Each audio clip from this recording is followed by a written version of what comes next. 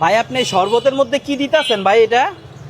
ভাইজান, এটা খারাপ কিছু না, এটা পবিত্র জমজম কূপের পানি। এটা জি জি, বাহ, এটা কি জমজমের পানি কি আপনার কাছে এখনো শেষ হয় নাই? সামান্য পরিমাণে আছে। সামান্য পরিমাণ আছে। জি। এ দেখেন আমি এটা দিতাছে, আমি ভাবলাম কি না কি দিতাছে, জিজ্ঞাসা করলাম, ভাই বলে জমজমের পানি। জমজমের পানি দেওয়ার কারণটা কি ভাই? এটা পুরাটা শরবতের ভিতরে সামান্য একটু দেই বরকতের জন্য। এই যে দেখলাম অল্প একটু দিলেন। জি জি জি। হ্যাঁ, কথা 2 ফোঁটা দেখ আছে আছে আছে। আচ্ছা আচ্ছা, এই জমজমের পানিটা দিলে কি হয় এটা একটু বলেন তো ভাই। এটা আমার দিলের হালত হইতেছে এরকম যে হ্যাঁ। আমি শুধু বরকতের জন্য দেই, আর কিছুই না। শুধু বরকতের জন্য? জি, জি। এই সামান্য পরিমাণ একটু দিলে আপনার মনে হয় যে উপরওয়ালা এটার মধ্যে বরকত দিব? জি জি। আচ্ছা, 1 গ্লাস শরবত দেন তো। দেখেন দর্শক, এই শরবতটার মধ্যে পুরাটা কত লিটার ভাই এখানে? এখানে 40 লিটার।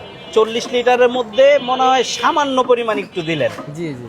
ওই যে অনেকে বলবো যে এত জমজমের পানি পায় কই এইখানে, তো ওই ভাইটাছে এই 40 লিটার পানির মধ্যে সামান্য পরিমাণ দেয়। ভাই এটা তো আপনি মধু দিয়েও তো দেন না? জি জি। একটু মধু দিয়ে দেন তো ভাই। আচ্ছা ভাই, গরমের মধ্যে মধু খাইলে সমস্যা হইব নাকি? মধুতে কোনো সমস্যা নাই, মধু তো শেফা। হ্যাঁ আল্লাহ তাআলা নিজে বলছেন শেফা, পবিত্র হ্যাঁ। কোরআনে সূরা নাযিল করছেন। ঠিক আছে, মধুতে কখনোই অরিজিনাল খাঁটি মধু হ্যাঁ। কখনোই সমস্যা হতে পারে না। ঠিক আছে, মধু শেফা। আচ্ছা, এই মধুটা একটু পাতলা, অনেকে বলবো যে মধু এত পাতলা হয় কেন? মধু কি পানিতে মিশে নাকি? এক এক সিজনের মধু এক এক রকমের। আচ্ছা ঠিক আছে, এক এক অঞ্চলের মধু এক এক রকমের। ফুলের ভিন্নতা, মধুর ভিন্নতা।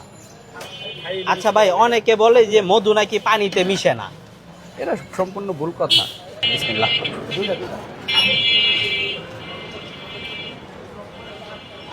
আপনি শরবতটার মধ্যে কি কি দেন একটু বলেন তো ভাই।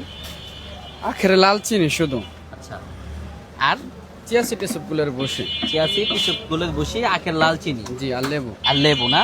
শরবতটা অনেক মজা ভাই।